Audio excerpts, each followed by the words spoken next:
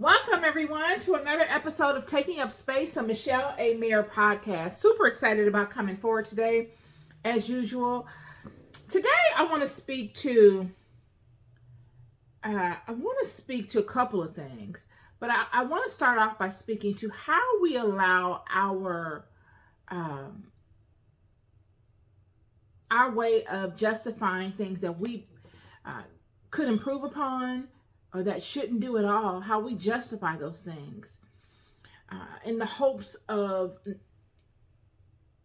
another person not holding us accountable or to a particular regard as it relates to the fairness of a situation.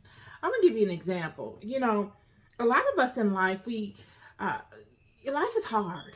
And God will bless us with experiences that we become comfortable in.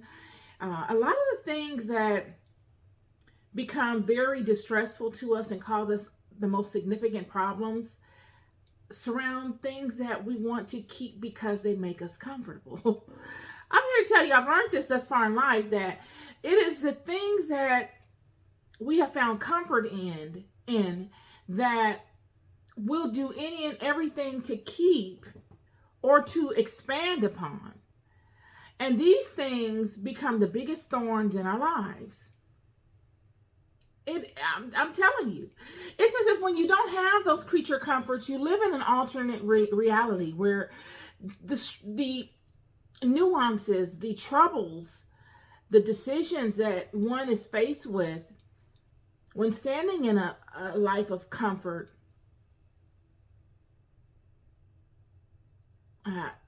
one that doesn't have such comforts don't face those problems. It's as if life is much more easier. Now, I'm not here to make a statement that poverty or that not having comfort in your life is something to be aspired to, or that one that experiences such is better than another. I'm not here to spin the narrative that not having anything in life and not being able to afford a particular type of life makes one more holier than one that is able to do that. I'm not saying that at all, because I do know that there are those amongst us that have a tremendous amount of creature comforts and that are able to balance them well in their life and live an integral life by not allowing the comforts to direct their life, but to allow the Spirit of God to direct their lives. But everyone doesn't have that luxury. And neither am I here to say that one that aspires to having certain levels of comfort in their lives should be condemned in any way. I'm seeing a lot of that. Honestly, I see a lot of people that are sitting in very, obvious states of comfort that are going amongst people and saying, you shouldn't aspire for any level of comfort or any level of financial stability. You should aspire only for the love of God. And it's that spirit that I want to capture today. It's that spirit of spinning a narrative, that spirit of double-sidedness that I want to capture and bring forward today. Because if that was the truth, then why are you not standing in that? How would it feel if God were to subtract your comforts from you? Would you still say the same thing? Because I'm here to tell you guys, a lot of times it's easier for those that are not going through some things to speak to it. Even though you may have gone through it 20 years ago or last year or whatever. It's just like having a child. A lot of times you forget what it's like when you're going through it. You forget until you're posed with that birthing moment again, and you're like, oh my goodness, now I remember. Oh my goodness. Now I have a new perspective on it. When looking at the state of affairs we're in the world today, the way that things have turned out for us as a nation of people, not a demographic or ethnicity, just a body of people. We all spring forth from the same scenario, the fall. And just to give you a fundamental recap on that, Adam and Eve were tricked by the serpent, the Nagas. They were tricked by the serpent beings. And the Nagas are a very vast group of beings. So you can't say all Nagas are wicked. All serpent beings are wicked. You can't say that. It's a particular group of them, just like you can't say all mankind is wicked. There are particular people amongst us that do wicked things, but all of us are not wicked. There's some very compassionate and loving and honorable people amongst us. Yet there are some very wicked people amongst us as well. But Adam and Eve was tricked in the garden and by this serpent being. And we know of this because the book of Enoch really goes into deep detail on it. We see it in the Judeo-Christian Bible, but the book of Enoch paints a very vivid picture as to the intricacies of this situation. And Enoch has been afforded the ability to go into the heavenly realms as a witness to what is going on down here in the world. He's a witness. God needs witnesses, friend. God's word is absolute, but God still needs witnesses, and we see that in the form of Enoch. And he goes up into the heavenly realms, and he's shown around, and he's able to be an intermediary between these fallen angels and God. So now the hierarchy has changed. Once these fallen beings sinned and corrupted the human pool here on earth, they fell in rank, and those of them that were once messengers, people that would come into the world and deliver the messages of God and take information back to God, are now less than those that they were delivering messages from and taking the messages back to God of. They can no longer go before God. And I'm bringing all this up because it seems to me that when I hear anything that's non-truthful, I quickly have to dispel it, lest I forget, and it becomes paramount in the world. It multiplies itself. When I hear any of us come forward with a theory that we should not be able to feel confident in holding one another accountable to doing righteously by one another, because we were all born in sin, born in the sin of what I just explained to you. Since we are all offsprings of the sin between Adam and Eve and the serpent, the Naga, we really shouldn't feel as empowered as we do in going before God and holding one another in judgment, to being righteous to one another.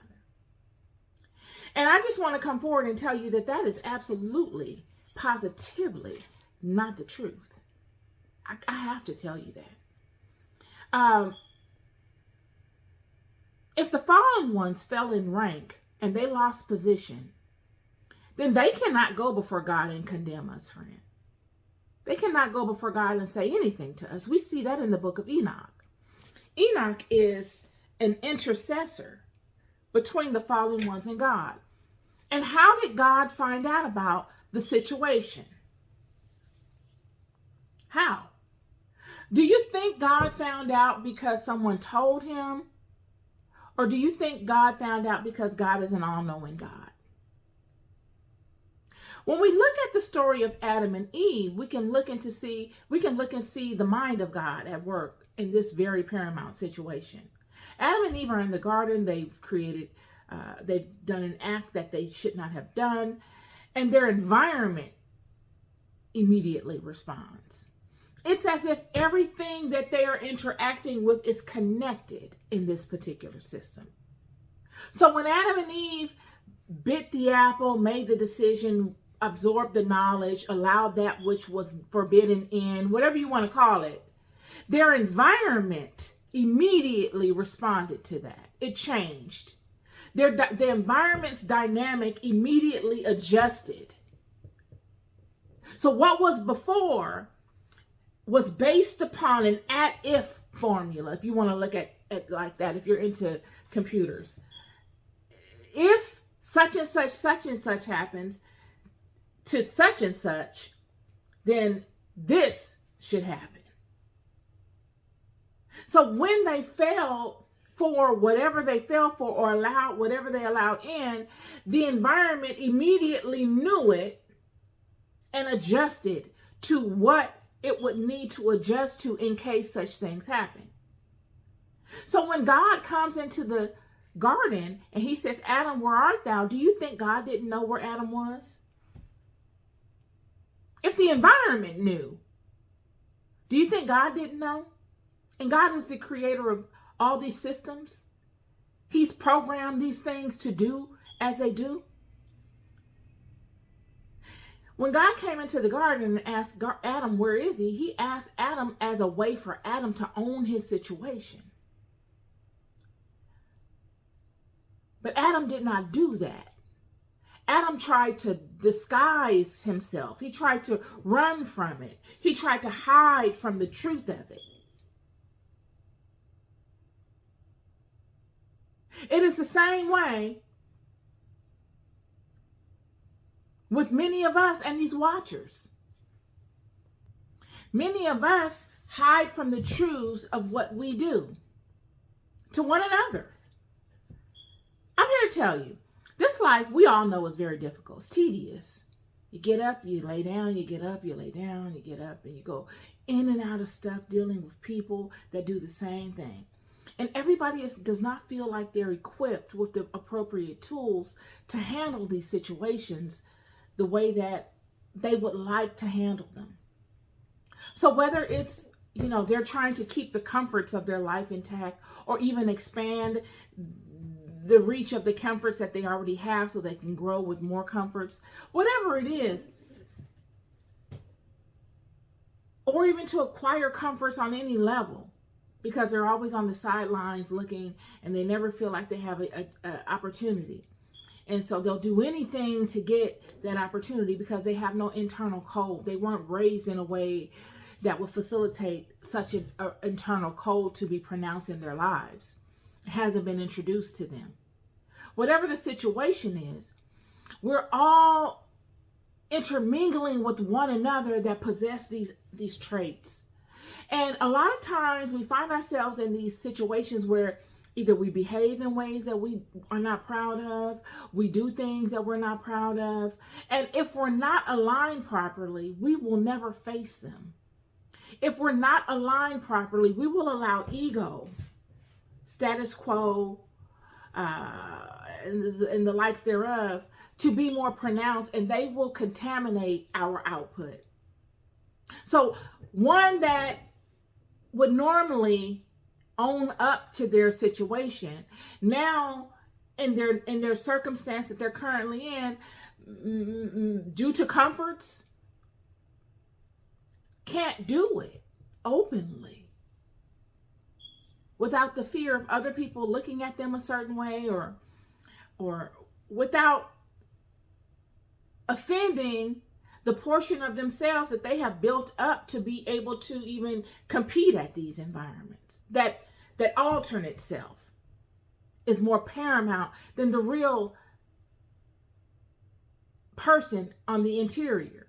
So instead of owning their stuff, instead of saying, you know what, I shouldn't do this or I shouldn't have done this, they say things to cover it, to soften it, like Adam and Eve did. They try to put on things to make it appear to be something that it's really not. Instead of standing there naked and owning what they did, owning the truth of the situation, they don't feel empowered enough. So they must put on things and cover themselves with fig leaves and hide and all these different things from themselves. Primarily. And from others. Just so that they can psychologically make it through. This is the brilliance of the mind. One can do something against themselves that only they know the truth of. But instead of coming to terms with it and facing it and standing there naked before themselves, they cannot do that. So the mind will put buffers in place to allow it to find some form of stability throughout the chaos, because the mind is always there to protect itself. And even if it comes up with a fantasy or a variation of a truth, it'll own that instead of owning the real thing. Just because they don't have any other tools, or they don't feel safe, or they don't feel strong enough to stand in the totality of what it is that they've actually done, or what it is that they are actually representing by their intentions. And so you get situations where one will say, they'll look to convert you and make you feel like you don't have the right to feel a certain way about something that you know is rightfully yours. You don't have the right to defend yourself or to speak up for yourself against something that is wrong, just so that they can feel justified. And if you don't know the truth of you, you'll fall for it. If you are not grounded in your own level of knowing, you will be blown by it. And this is the conversation, because when the fallen ones fell and they began doing wickedness in the world, the people were affected by it. And this is where the conversation kind of intermingles itself with what I'm saying about, someone coming and saying, we're all born in sin, and, we've all fallen short of the glory of God. So who are we to go before God and condemn one another? Who are we to go before God and say, God, I'm being mistreated by this person, help me? It sounds ridiculous, but you do have people that say these things. But I'm here to tell you that is the absolute non-truth. Because we see in the book of Enoch, chapter 9, verse 1, and then Michael, Uriel, Raphael, and Gabriel looked down from heaven and saw much blood being shed upon the earth, and all lawlessness being wrought upon the earth. And they said one to another, the earth made without inhabitant cries the voice of the crying up to the gates of heaven. And now to you, the holy ones of heaven, the souls of men make their suit, saying, bring our case before the Most High. That's proof right there that your prayers hold weight, friend. That God hears your prayers. But it must go through the appropriate channels. Just as, just as Adam and Eve were in the garden, and when they made the decision to do what they did, the environment immediately changed for them. And then the ball kind of snowballed from there. It is the same way when you do anything in this world, whether it's wrong or right, there is a chain reaction. When the people were speaking their prayers up to God, the book of Enoch shows you the hierarchy of God's kingdom, in a sense. Just as the book of Genesis shows you the hierarchy of God's kingdom, in a sense. When the prayer goes up, it says that they go to the messengers, the angels first. And it is the angels that takes the prayers from their abode and allows them to be heard at a higher realm. The angels are the gatekeepers.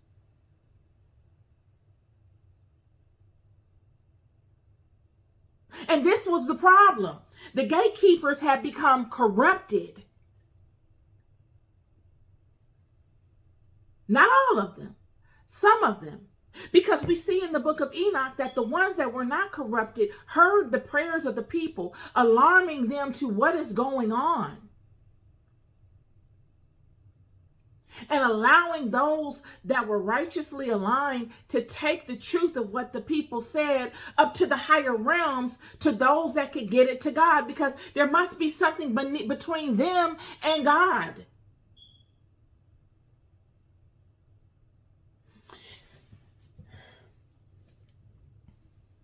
But you must know this. You must know your power. You don't have to know the details of it. But if you're like me, I like to know things. So I want to know. But you, the average person like myself, doesn't need to know the details. You just need to know that your prayers are powerful, friend. And it is not just any prayer. It is your truthful, heartfelt prayer that holds weight. It is not your Monday manipulative prayer that you done thought about before you got home and you thought about it all week or how you're going to approach it so you can make it, the success rate of it more pronounced. No, it is that prayer that you drop when immediately, because all hell is breaking loose and you need this word to reach the appropriate channels. That prayer, that heartfelt prayer, that song is your superpower. And it is this song that the enemy looks to disempower you of. They look to psychologically disinherit you of. They look to come upon you with, all kinds of ways of making you second guess that. They come like Sennacherib and Rapture with all these words to make you feel like, oh, you know what, that might be true. Friend, when someone comes upon you and tells you a thing, you must first cross-reference it with the truth within you. Because everybody that comes to you with things of truth, comes to you with information, is not lying to you, nor are they manipulating you. If I come upon you and I say, you shouldn't do that. You're hurting yourself. Don't do that. You could say, oh, she's just trying to psychologically get in my head so I can stop doing what I'm doing because it's inconveniencing her. But if you look at yourself and you say, am I really right in doing this? If I stood before God, would God accept this prayer or would he condemn me? And that's the way that you can justify your actions. You justify it by what you truly know of your intention. Because that which you truly know of your intention is what God sees. You can't manipulate God. Neither can you manipulate your intentions. So I wanted to come with that and speak words of power to that. But that leads me to Enoch. I spent the weekend just relaxing at home and just because these communications that I come forward with, there are many of them that I can come forward with and I don't need to study. I don't need to study. I didn't really need to study for this. But there are some, that I do need to study for. And all of them, I need to have time to recharge my batteries. I need to have time for myself. And so I take my weekends seriously. I relax on my weekends, even if I don't do anything but sit on my sofa. That's my business. It's my house. And it's my life. And, this is my channel and I do it my way. This is a grassroots effort. And I don't need any permission as to how I do it. I want to speak to the book of Enoch and just briefly to use Enoch as an example of how God can take someone and they disappear from the earthly realm. God, like I said, used Enoch as a witness to what was going on in the earth. And God using Enoch as a witness, he could justify his actions regarding the flood. You can consider the flood as a reset. It was a reset on the planet from the veneration of many of the old world gods. It was a cutoff time. And the veneration pretty much of, the beginning of the veneration of one God. And we see this often, this whole situation where God takes someone and they just disappear from the planet. It has happened to Enoch. It's happened to, I believe it happened to Elijah. It happened to Isaiah. And they say it's going to happen again with the rapture. And I was thinking about that this weekend. I was lost in thought on it, and I'd like to elaborate some things to you regarding it. So in Genesis 5:24, it speaks to Enoch being taken up to heaven by God. It says, and Enoch walked with God, and he was not, for God took him. So it's saying that Enoch walked with God, but after a season of Enoch walking with God, God decided that Enoch was worthy enough to go into the heavenly abode. I'm bringing this to your attention because when we look across this planet, we see that there is a whole generation of missing. I know we see, I mean, from Malachi to Matthew, we're looking at what, 400, 600 years? And then the book stops at Revelation. But all of these stories outside of Revelation are really stories of a very old time. There is no new Bible being written, but God is still a living God and walking amongst people profoundly. There have been huge testimonies. There have been huge movements of God amongst nations since this book was written. There are huge movements of God going on right now before us. Yet what we are left with, and what many of us are looking around for, is some sort of movement from God that's going to reset this entire thing again. Another, what we would consider flood scenario, but it's not going to come about by a flood. When we look, and we call this the rapture. And when we look in throughout the Bible in various scripture, we see this rapture. And it's a period of tribulation. It's the period before the period of tribulation begins. The rapture is a time when they are saying that God is going to come and grab up all of God's children and hold them in the air so that they don't experience this period of deep tribulation that will come upon the world. And I'm going to read to you some examples of this. An example of this. Book of Matthew, chapter 24, verse 36 through 44. But of that day and hour knoweth no man, no, not the angels of heaven, but my Father only. Not even the angels of heaven even know this truth. God could not trust anybody. He's learned something vital from what has happened thus far. He can't trust anybody. He's saying only his Father, this is Jesus speaking, only my Father will know when the time is going to come. But as the days of Noah were, so shall also the coming of the Son of Man be. For as in the days that were before the flood, they were eating and drinking, marrying and giving in marriage until the day that Noah entered into the ark. He's saying everything was normal before Noah got in that ark.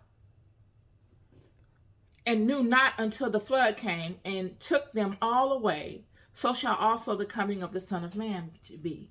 He's saying, he's equating this ark situation with what is going to come in the rapture. He's literally saying the ark that we think was floating on the water was an ark. It was an ark is something that holds something. It was an ark that held two of everything on this planet. So it had to be huge. It had to be very, very big. And so will the day when the Son of Man comes. It's going to happen again. So shall two be in the field, and one shall be taken and the other one left. Two women shall be grinding at the mill, and one shall be taken and the other one left. Watch therefore, for ye know not what hour your Lord doeth come. But know this, that if the good man of the house had known in that which the thief would come, he would have watched and would not have suffered his house to be broken up. Therefore be ye also ready, for in such an hour as ye think not the Son of Man cometh. He's saying, you're going to be doing regular stuff, and you're going to look up and you're going to be seeing people disappear. And it made me think about the Avengers Endgame. I'm a sci-fi lover, y'all. I like science fiction.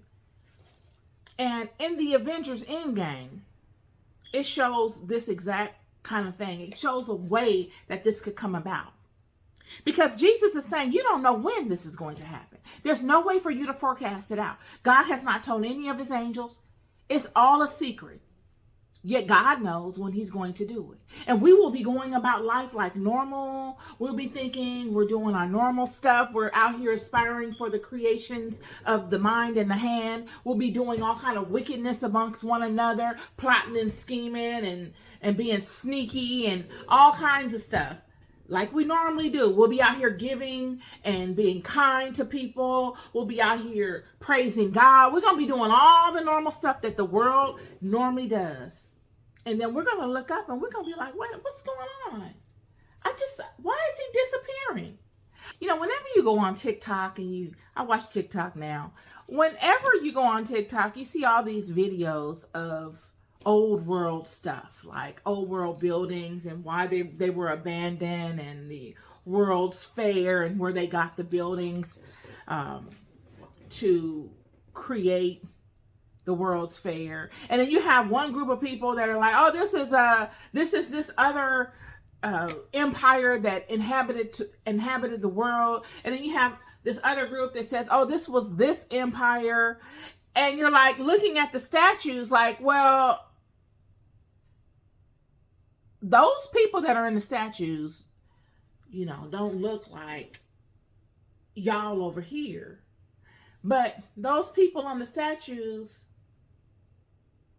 don't look like the people that you say were in that empire back there either. Like, so who are these people in these statues that are standing before these buildings? And they're beautiful buildings. I mean, exquisite. The level of craftsmanship, if they did it by hand, is just monumental. But if they didn't, the level of technology needed to do that at that time, if history is speaking the truth, just wasn't there. So there's this huge gap in time missing. Seems like a whole generation or even several generations of people missing from this storyline. And they say these buildings are buried under dirt, and you're seeing pictures of people coming back to these buildings, and you're like, well, where'd they get the camera from, first of all? And then second of all, who was taking the picture? And then third of all, why was the sky like whited out in the back? Why don't we see a regular skyline? And then fourth of all, if they're saying that this place was buried by some sort of natural disaster, where are the bones to the people? That's what made me look at this Avengers Endgame, and it kind of connected. Where are the bones? Where are the clothing? If the people were walking around and they got flooded, or even if they got burnt up, where are the bones? If they got flooded, where is there not any remnant of the clothing left? A shoe?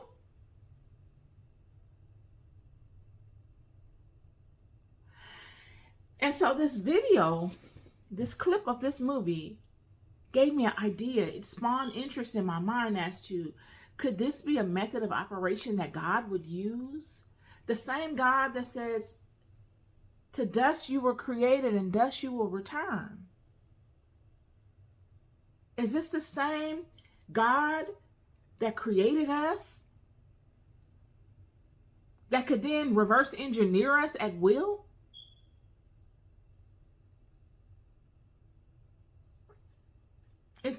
It's an interesting idea. And it all coincides with what Scripture is saying. That in the last days, those that God deems righteous, those that he can use to testify against those that he will destroy. Because we see that God uses people as a witness to justify his actions. He did it with Enoch. He used Enoch as a witness to justify his actions, to go before those in the heavenly realm and to justify what actually happened. But Enoch had to be a certain type of man. He couldn't be exactly like those people. He had to be distinguished between them in some sort of way for God to be able to even justify having him there to do such. And that is my word for you today. In order to be able to stand firm in your truth and be useful to God, friend, you've got to know. Because you will have people come upon you and sell the world on a theory of you. They will create a fantastic theory of you. Because that's just how it is in Satan's kingdom. That's how it is in the kingdom of the messengers. It's not even Satan. It's the kingdom of the messengers. We see this time and time again. When Enoch is in the angelic realms, he's being accused constantly up to a point. And then there's no more accusations. God puts his foot down and makes a judgment. And he allows Enoch to have superiority above them. Chapter 10 of the book of Enoch.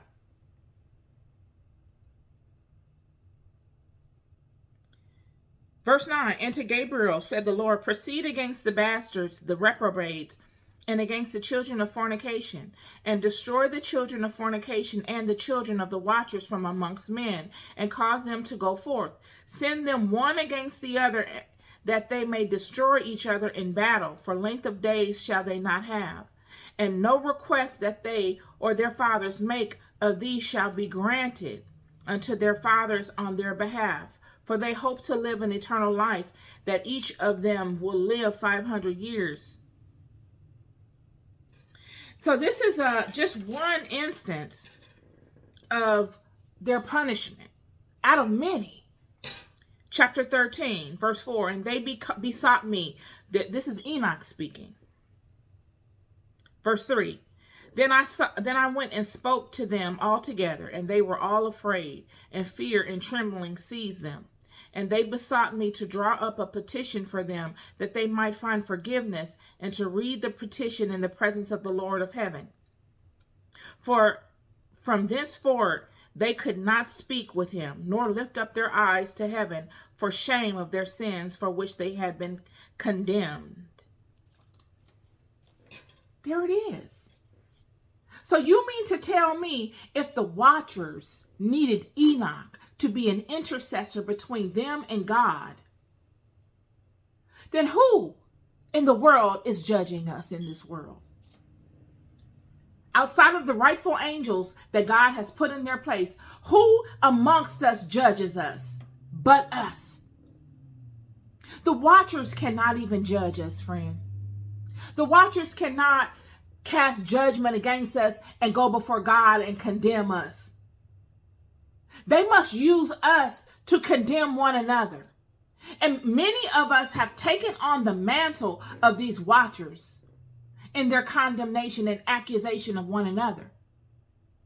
We look to undermine the credibility of one's petition by looking to psychoanalyze it and to make one not feel as if they are worthy to do such things.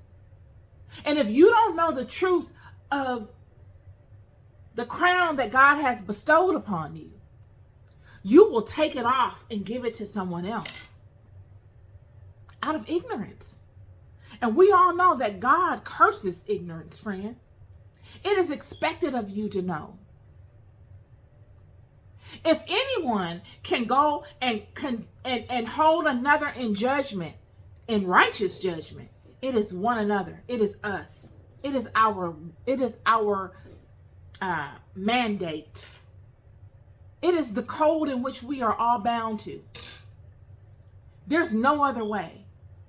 Yet if you don't want to be held in judgment, or if you feel as if you are trying to find a way of not being held in judgment, you know you've done wrong, you will look to find loopholes in it.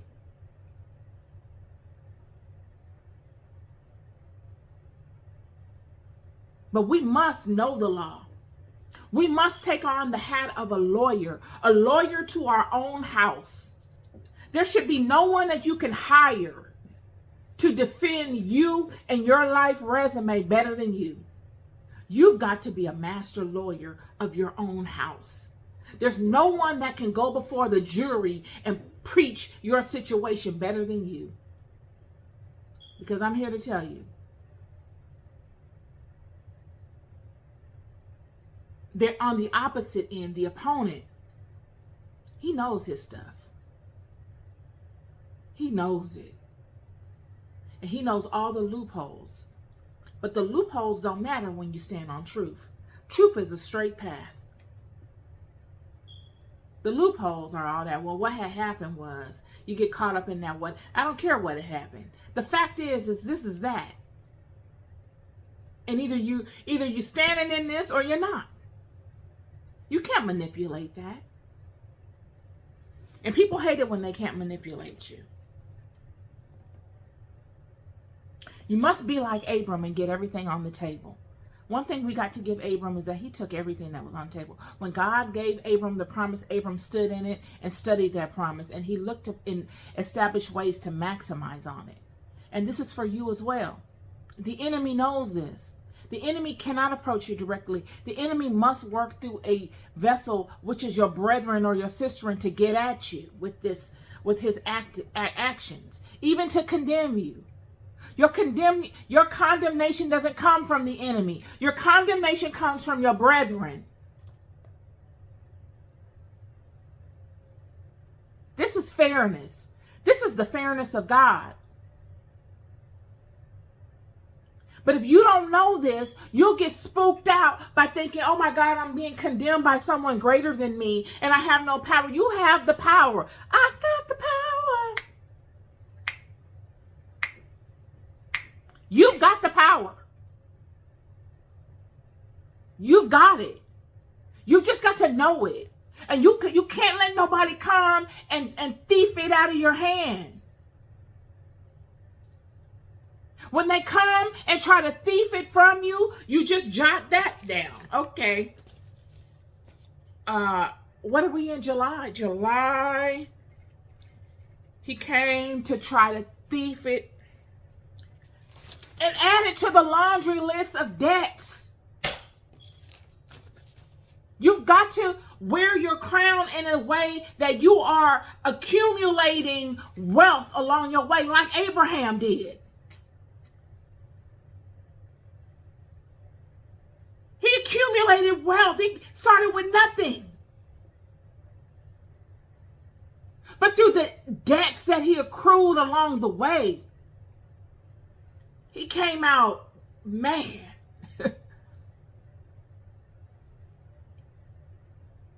You must get everything on the table. God didn't lead you in a way for you to be owed all that you are owed, for you to give it away. Them people know that you are wealthy. Them people know that you got an inheritance. And they're trying to steal it. This came to me last night. They're trying to steal your inheritance by smiling at you and all this kind of stuff. And because you are a righteous person, they're playing off of it. They're playing off of your righteousness. Surely you want to be everybody's friend because you're righteous. Surely you're understanding that that person came up and slapped you down to the ground. And because they stood there and they looked like they were caring, you didn't know it was them. And you're looking and you're saying, oh, well, they were standing around and they gave me a handkerchief and they brought me a bottle of water. They didn't even give you a handkerchief nor gave you a bottle of water. They stood there and they were just looking kindly at you. And because you're a good person, you said, well, that was nice of them.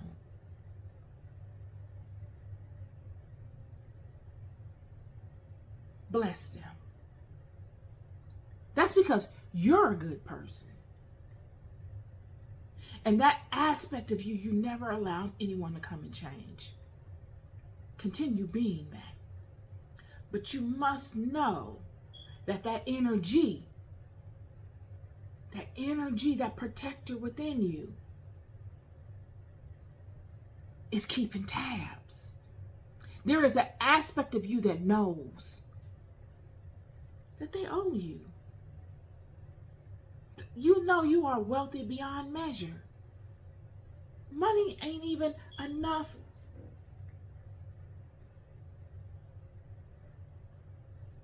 to convey the wealth that you have.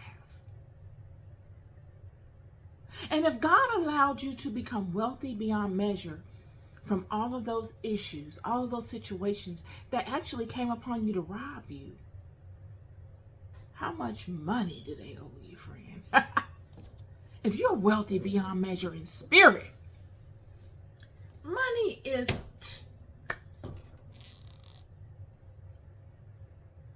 This is the part. And this is what they don't want you to know. The more they fight you, the more determined you should get. That's how I am. I'm just an obstinate woman. I'm telling you, I come across like I'm not, and I am, but I am obstinate. I am. Don't try me. Do not. Especially when I know it's something that I hold dear to my heart, that matters. Something as relevant as my relationship to God, the God within me, that precious aspect of me. You can challenge anything else and I probably won't care. Okay, I don't care. You can have it. Because me and the God within me, we'll go get it somewhere else. But when you come against something that I love as much as this God that is within me, and this God that I see animating everything around me in this world, your challenge, that spirit that you thought was going to make me quit, friend, I'm marching through that thing like Sennacherib and them on a horse. Dun, dun, dun. Dun, dun, dun. I'm up again. Dun, dun, dun. Dun, dun, dun. You will get the opposite from me. You think I'm going to quit? I'm going into overdrive because that's the God that's within me. It lights up my life. You light up my life. It lights up my whole life. And I'm going to end it with this. I did a video over the weekend about, I had seen a gentleman talk about how someone is leading people to God and making it fashionable. And I look to do that. My spirit says that, that is my path in life. But not just lead people to God and make it fashionable. It is my goal to lead you to have an intimate relationship with God, friend. Not just jump on a bandwagon. Oh, God, yeah, I've been to church and I did this. And that's great to do that. That's a starting point. Kudos to you, for real. But really, where it's at is showing it in your life. Not for a money grab, but because your soul needs it. You are 10 toes down in it. It's your everything, friend. And it is only when you approach it from that aspect that it shows its power to you.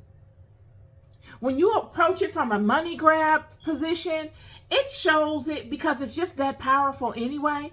It's going to show. But when you really love it and you seek it and you go through the hills and the valleys, with it and searching for more of it, friend, you will get to a place in your life where it will cover you like nothing you've ever had. Nothing even matters beyond it. It is an all-inclusive thing. Everything you desire, you get from it. Not because it's a good look. Not because, the guy or the girl that you're impressed with is doing it. But because, and you want to jump on that bandwagon because they got resources and they're going to be able to do a campaign on social media and they're going to be able to pay your rent with the campaign and money. And no, not because of none of that. But because you really, really know that it is something to it that you need. It is everything. It is every single thing. And God has led me to a place to come forward and to testify these things just so you can see that it's everything. Regardless of how you feel about me. Because truth be told, if you ask me, I'm getting all A's on my report card. In all of my chaos and all. The chaos is a part of the process. It's messy. It's a lot of downtime, friend. A lot of times it's not even a good look. And it's all a test to see if you will care more about those things than capturing it. And it's not that you don't care about those things, because you do. But the situation won't prohibit you to focus your attention so deeply on them. Because in doing so, you miss that which you truly seek. You show reverence to something that don't even matter. Sacrificing what you could be getting from what you truly seek. This is my word for y'all today. Podcast episode 124. You are loved more than you'll ever know. I'll never stop telling you. Keep going. Be good to yourselves and be good to one another. Peace and love.